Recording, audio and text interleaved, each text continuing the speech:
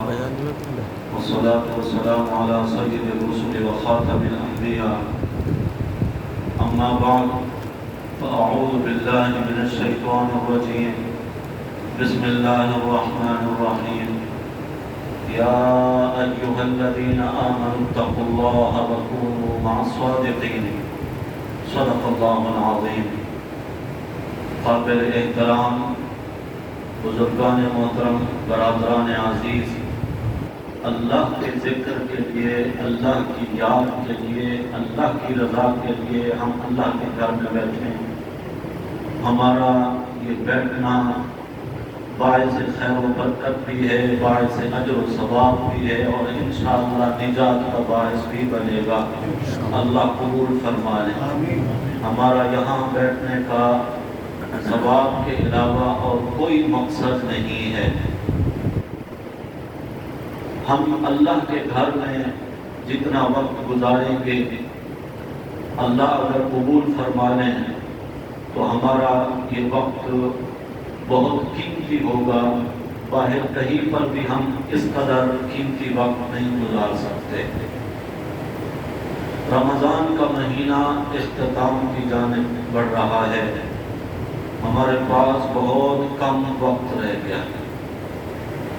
لیلۃ القدر کی جو رات ہے، جیسا کہ آج کی رات 27ویں شب رمضان مبارک کی، ہجری سال ہے 1441. یہ رات ہماری زندگی میں پھر کبھی نہیں آئے گی. 1441 کے رمضان کی 27ویں شب آج کی ہے. یہ گزر گئی تو اب 1442 کی تو آئے گی، یہ پھر نہیں آئے گی. یہ لمحات جو آج ہمیں میسر ہیں، پھر اگلے رمضان میں کس کس کو میسر ہوں گے یہ میرے اللہ کے علم میں ہے، اللہ کو پتا. یہ رمضان جس طریقے سے ہمارا گزرا ہے، میں نے جو ہمارے مستقل نمازی رہے ہیں ان سے تو بہت باتیں ہوتی رہی، مسائل پر بھی، دینی بھی، اور سمجھانے کے انداز بھی، ہمت بندھانے کے انداز میں بھی، تسلی دینے کے انداز میں بھی ہم نے پوری کوشش کی ہے. اللہ ہماری یہ ٹوٹی پھوٹی کاوش قبول فرمائے. ہم نے اللہ کے گھر کو اللہ کی توفیق سے آباد رکھا ہے، اور ہمارے ان بھائیوں نے بھی آباد رکھا جنہوں نے مسجد کو خالی نہیں چھوڑا، آتے رہے. اللہ ان کا آنا قبول فرما لے، اور اللہ اجر عظیم عطا فرما دے. جتنا بے مزہ رمضان یہ گزرا ہے، آپ میں سے شاید کسی نے پہلے ایسا رمضان نہ دیکھا ہو. رمضان مبارک کی اپنی برکتیں ہوتی ہیں، اپنا نور ہوتا ہے، اللہ کی رحمتوں کا نزول ہوتا ہے. ایسا بندہ جو پورا سال اللہ کے گھر کا رخ نہیں کرتا، یا زیادہ سے زیادہ جمعے کی نماز میں آ جاتا ہے، وہ بھی رمضان میں آ جاتا ہے نمازوں کے لیے کہ رمضان ہے، حیا کرتا ہے، شرم کرتا ہے. لیکن اس دفعہ دجالی فکروں کی وجہ سے ہم شاید یہ سمجھتے ہوں کہ دجال ایک لشکر لے کر آئے گا ہمارے سامنے، تب پتہ چلے گا کہ وہ لشکر ہے اور وہ دجال ہے. میرے بھائیوں، دجالی فکروں کا ظہور ہو چکا ہے، ان کی قسطیں آنی شروع ہو چکی ہیں. ان میں سے ایک قسط یہ ہے جس میں سے ہم اور آپ گزر رہے ہیں. پوری دنیا میں خوف کی فضا کا قائم کر دینا، اور بالخصوص ان دجالی توپوں کا جو رخ ہے وہ مسلمانوں کی طرف اور مسلمانوں کی عبادات کی طرف اور مسلمانوں کے عبادت خانوں کی طرف.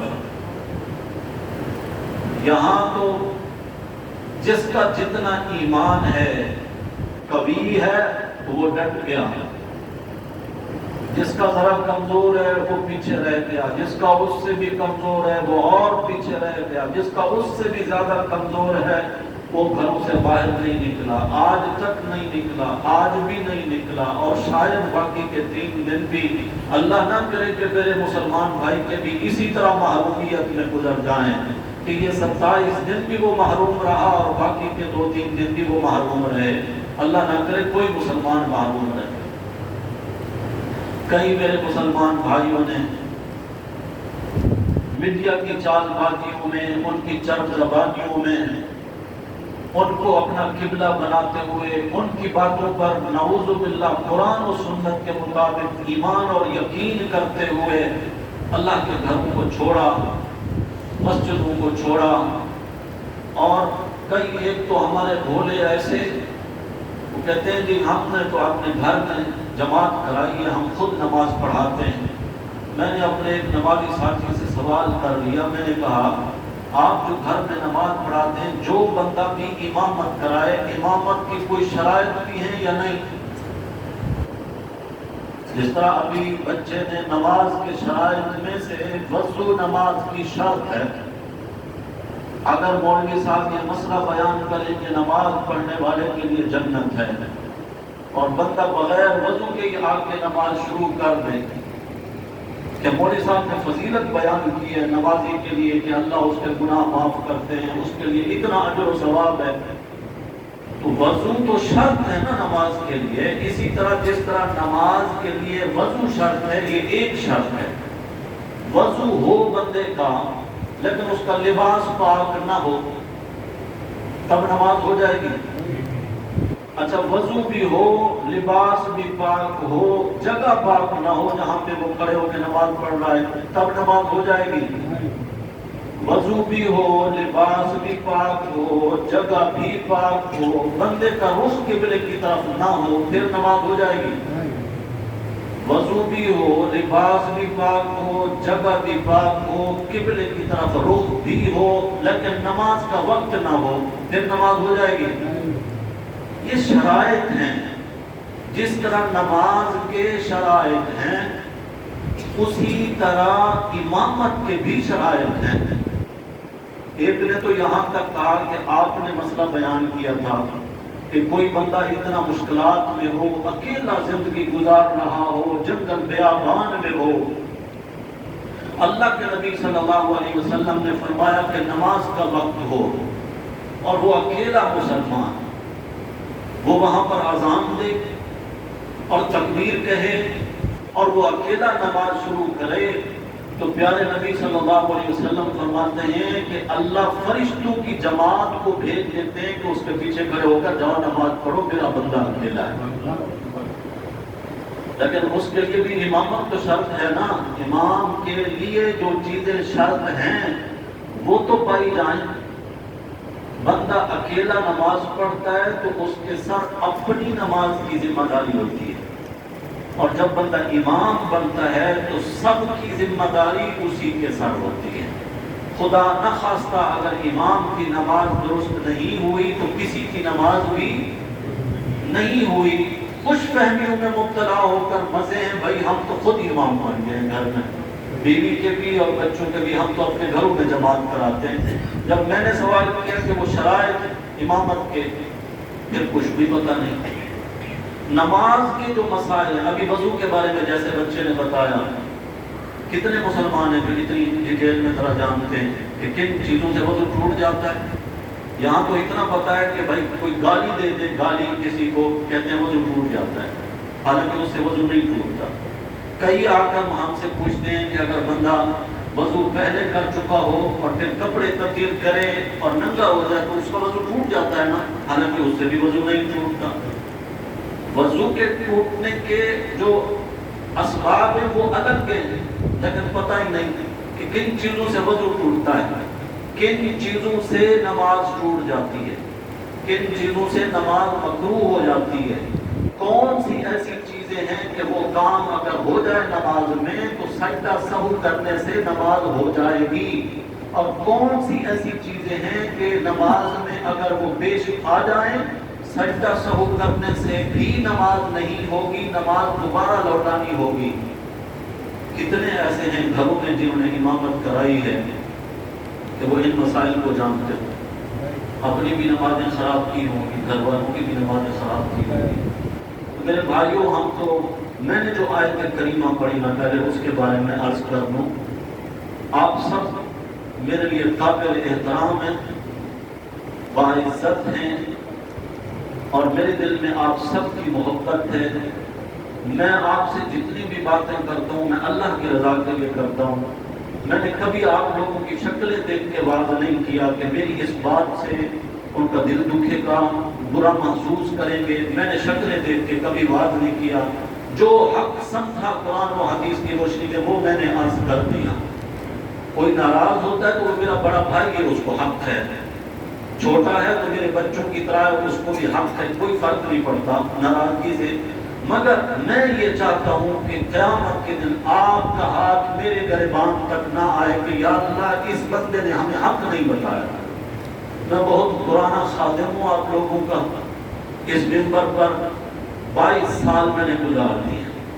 کئی آپ کے اسی محلے کے ایسے بچے ہیں جن کے ماں باپ کے نکاح میری موجودگی میں ہوئے. آج وہ بچے ماشاءاللہ جوان ہیں اور کئی ایک کی تو شادیاں ہو چکی ہیں. تو یہ سارا منظر میری اپنی آنکھوں کے سامنے. میں نے اپنے سب بھائیوں کی ہمیشہ خیر خواہی کی ہے. پرسوں والے دن ہمارے انتہائی قابل احترام بھائی ہیں, ہمارے نمازی ہیں, اور وہ اتنا با اخلاق ہیں. میرے خیال میں یہاں کہکشان کا ہر فرد ان کے لیے تعریفی کلمات کہے گا, جن کے ہونٹوں پر ہم نے ہمیشہ مسکراہٹ دیکھی ہے. کبھی کسی سے غصہ کرتے نہیں دیکھا. بھائی رضی الدین نوفل کے ابو یہاں بھی گلاب کے رہائشی, وہ میرے پاس آئے یہاں مسجد میں ملے. حالانکہ وہ بھی ان پریشان کن حالات میں مسجد آنا چھوڑ گئے تھے. مجھے کہنے لگے امام صاحب آپ نے کہکشاں کو آباد کر رکھا ہے, تراویح کے وقت یہاں قرآن کی آواز گونج رہی ہوتی ہے. میں نے کہا اس میں میرا کوئی کمال نہیں ہے, سب میرے اللہ کا فضل ہے, اسی کا احسان ہے. جان سب کو پیاری ہے. جو نہیں آ رہے تھے وہ بھی اس لیے کہ خدا نخواستہ ہمیں یہ روگ نہ لگ جائے.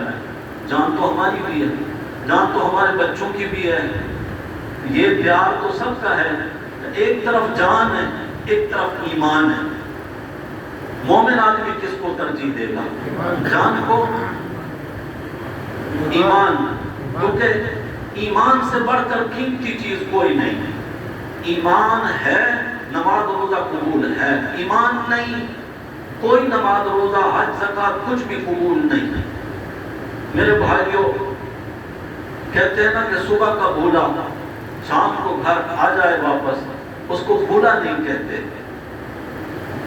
اب بھی وقت ہے ہم اللہ کے ساتھ اپنا تعلق قائم کر لیں. اللہ نے سورہ توبہ کا آخری جو رکوع ہے اس سے پہلے والا رکوع شروع ہو رہا ہے, جو آیت کریمہ میں نے تلاوت کی. یا ایھا الذین آمنوا اتقوا اللہ, اے ایمان والو اللہ سے ڈرو.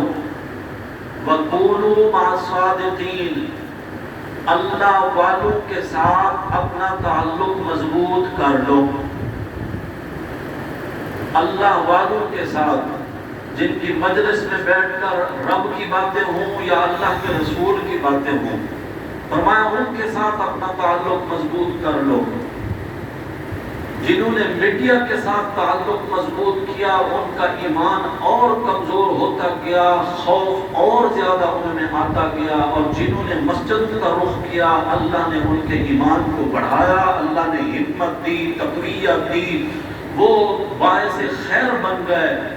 وہ ظہر سے روزے کی حالت میں نکلتے ہیں, کہاں کہاں مسافروں کو روزے جا کر افطار کراتے ہیں, اور پھر یہاں آ کر نمازوں میں بھی حاضری ہوتی ہے اور پہلی صف میں کھڑ کر تراویح بھی پڑھ رہے ہیں.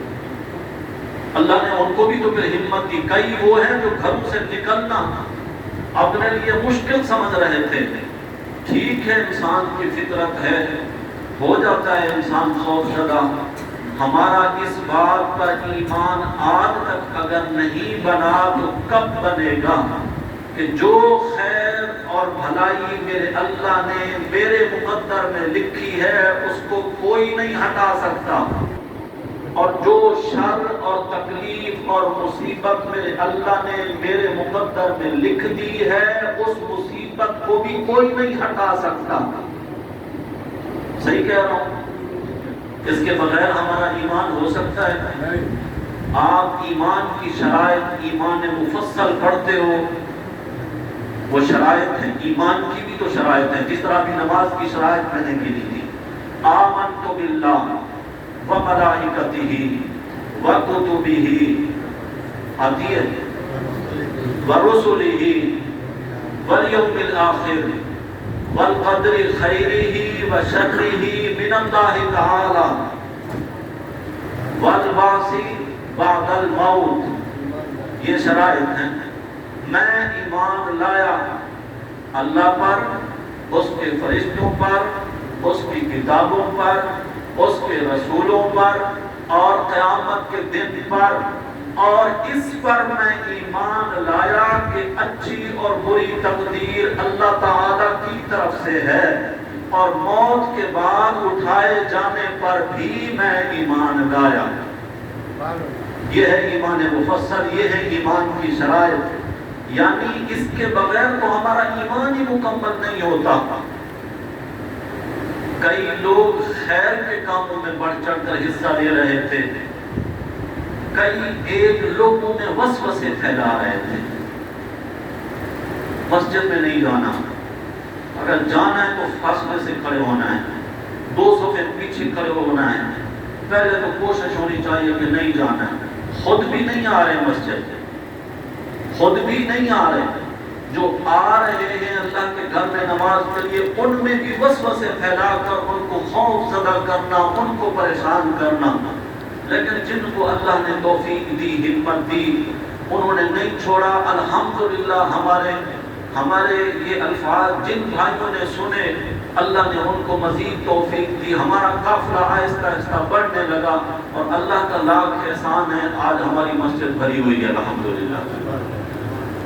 انشاءاللہ میں اللہ سے امید رکھتا ہوں کہ یہ ہمیشہ کے لیے یہ مسجد آباد رہے گی، اور اسی طرح انشاءاللہ آباد رہے گی۔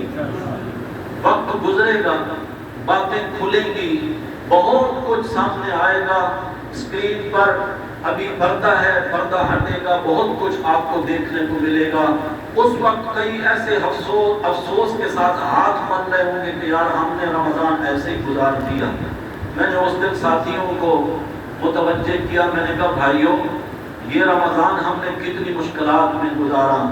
کئی مسجدوں کو تالے لگے، کئی نمازیوں کو مسجدوں سے زبردستی دھکیل کر باہر نکال دیا گیا، کئی ایسے لوگ جو دھاڑے مار مار کر روتے رہے کہ یا اللہ ہمارے کس گناہ کی ہمیں سزا ملی ہے کہ تو نے اپنے گھر کا دروازہ بھی ہمارے لیے بند کر دیا ہے۔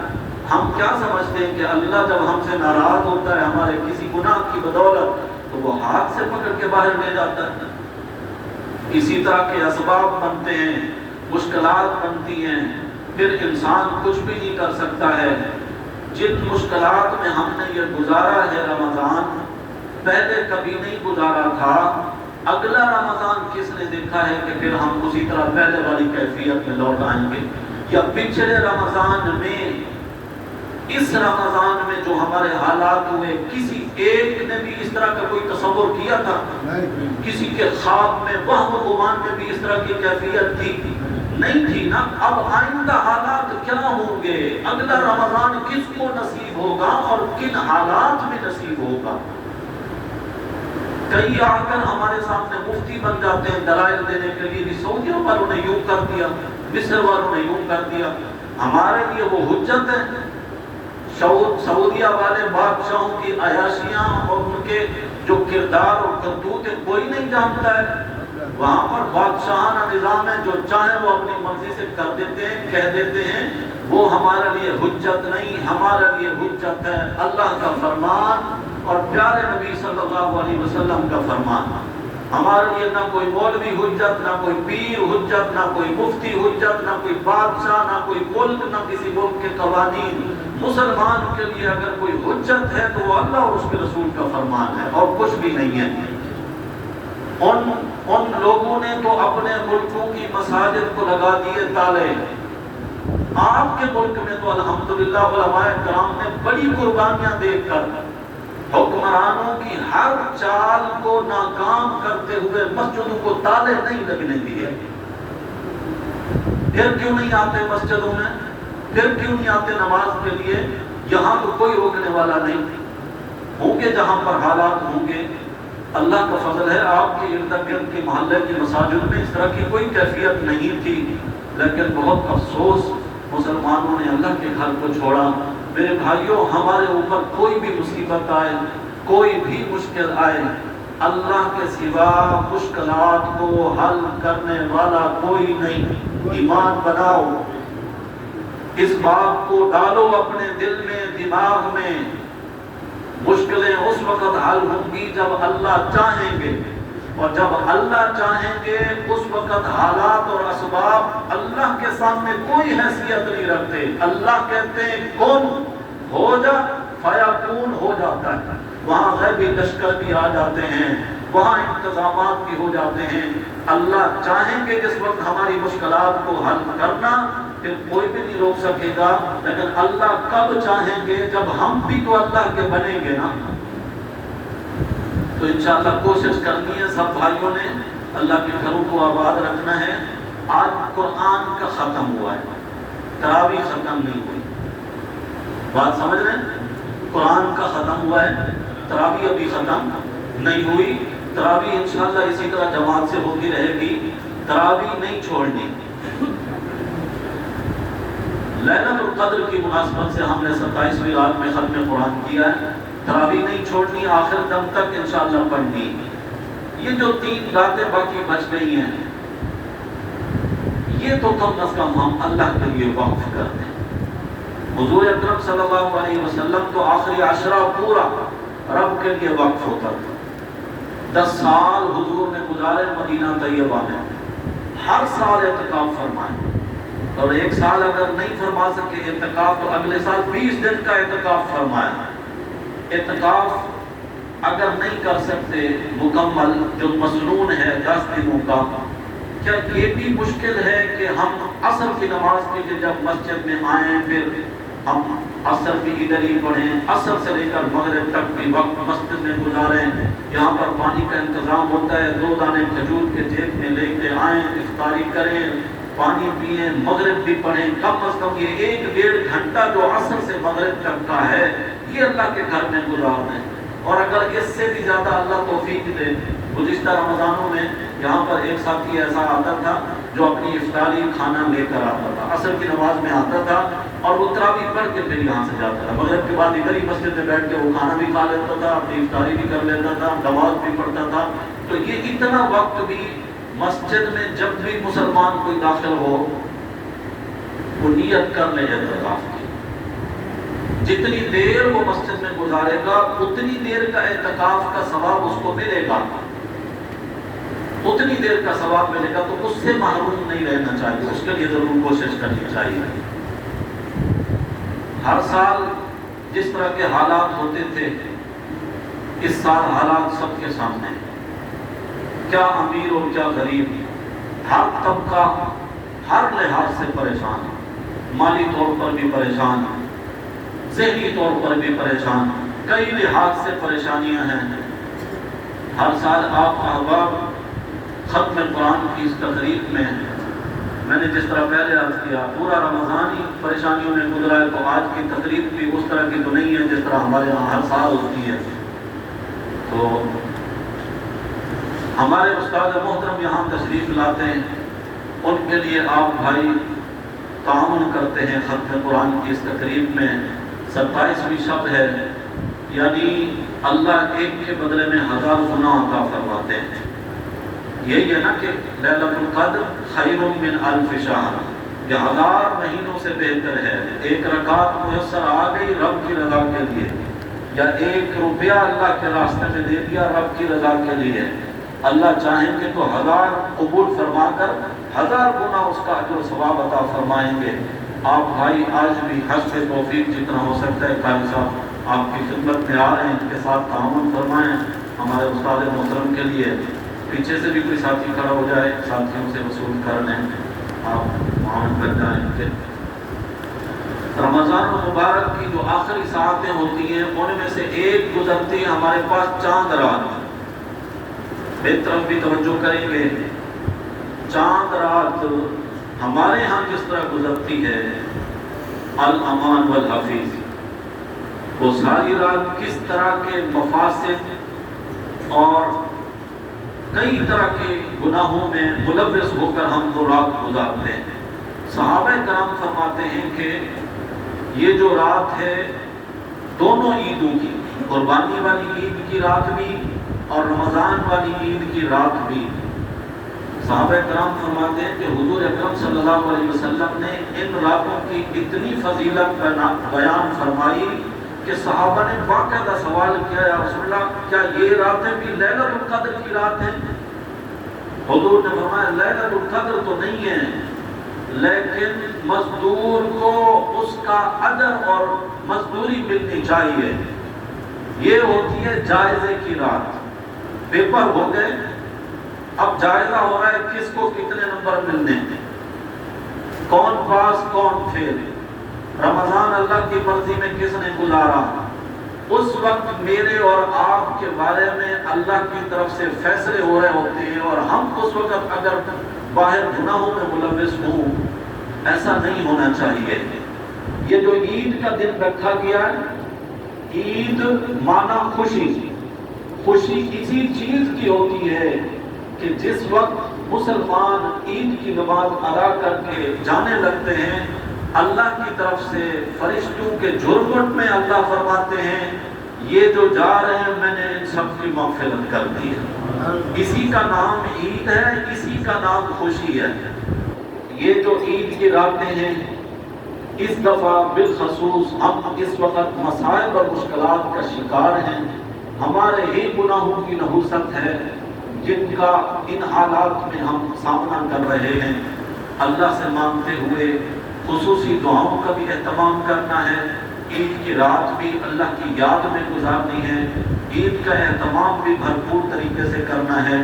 اور یہاں میں اپنے ایک بیٹے کا، ہمارا بیٹا ہے اور ہمارا بھائی ہے چھوٹا، میر بلال یہاں کا رہائشی ہے لڑکا، پارٹی وائز اس کا تعلق جس سے بھی ہو، خدمت خلق کے لیے وہ نکلا ہے۔ ہم نے بھی اللہ کے گھر کو یہ جو آباد رکھا ہے اللہ کی توفیق سے، اور اس نے جو ہماری ہمت بندھائی نا، وہ پہلی تراویح کے بعد یہاں آیا میرے پاس، امام صاحب خیریت سے ہو گئی تراویح؟ الحمدللہ۔ میں نے کہا اللہ کا شکر ہے۔ امام صاحب آپ بے فکر ہو کے تراویح پڑھیں، خدا نہ خواستہ کسی قسم کا کوئی پولیس کا، باہر کا کوئی بھی معاملہ ہوا، ہم ہیں انشاءاللہ، ہم سنبھال لیں گے۔ میری اور ہمت نہ دی، اور میں نے اپنے بھائیوں سے کہا اس ہمارے بھائی کے لیے دعا فرمائے، اللہ اس کی زندگی میں برکت دے، لیکن پہلی دعا یہ کریں کہ اللہ اس کو پہلی صف کا نمازی بنائے۔ دوسرا یہ کہ وہ ہے ابھی تک تمہارا، ابھی تک ہے تمہارا، اللہ اس کو دنیا والی حور دے تاکہ آخرت کی حوروں کی پھر پہچان ہو۔ یہ پہلے پارے میں قرآن پاک کی آیت ہے کہ جنتیوں کو جو اللہ پھل دیں گے نا، قُطُوبِهِ مُتَشَابِهَةٌ، جنت کے جو پھل ملیں گے، جنت کے جو فروٹ ہوں گے، اللہ فرماتے ہیں وہ دنیا والے فروٹوں کی شکل میں ہوں گے۔ توجہ ہے بھائی حضرات بھائی؟ جنت میں جو پھل ملیں گے ان کی شکل دنیا والے فروٹوں جیسی ہوگی۔ وجہ اس کی مفسرین نے یہ بیان کی ہے، اگر وہ نئی شکل کے ہوں، نہ ہمیں ان کے کاٹنے کا پتہ، نہ ان کے کھانے کا پتہ، نہ ان کے ذائقے کا پتہ، کچھ بھی نہیں پتہ ہوگا نا، تو اللہ دنیا والے فروٹوں کی، حالانکہ ان کا ذائقہ دنیا والے فروٹوں جیسا ہوگا ہی نہیں، البتہ وہاں کے انگور بھی دنیا والے فروٹوں کی شکل میں ہوں گے، ذائقے تو وہ جنت کے ہیں۔ تو جس نے دنیا والی حور نہ دیکھی ہو تو اس کو کیا پتا کہ آخرت والی حور کس طرح کی ہوگی۔ تو پہلی دعا یہ کرنی اللہ اس کو صف اول کا نمازی بنائے۔ ماشاءاللہ اس کے چہرے پہ سنت رسول بھی ہے، بڑے بڑے علماء کی صحبت میں رہا ہے وہ، اور میں یہ سمجھتا بھی ہوں کہ علماء کی دعائیں بھی ہیں اس کے لیے، اور اگر مزید وہ علماء سے جڑا رہا تو انشاءاللہ اللہ اس کو بہت عزتیں دیں گے دنیا میں بھی اور آخرت میں بھی۔ اور ان کے بھائی نے، والدہ نے حج کا ارادہ کیا ہے، حج کے لیے خصوصی دعا فرمائیں۔ اللہ کرے کوئی مسلمان جس نے بھی ارادہ کیا ہے اور اس سال، اور ان کے نام بھی آ گئے ہیں، اللہ کرے کہ حج بھی ہو، پوری دنیا کے مسلمان وہاں آ کر لبیک لبیک کی صداؤں میں اللہ کے ہاں وہ صدائیں بھی لگائیں، اور حج بھی اللہ سب کو نصیب فرمائے۔ اور ہم سب جتنے موجود ہیں یہاں پر یا جہاں تک ہماری آواز جا رہی ہے، اللہ تعالی ہر مسلمان کو بیت اللہ کے حج کی سعادت بھی نصیب فرمائے، تو خصوصی دعا کے لیے متوجہ ہو جائیں۔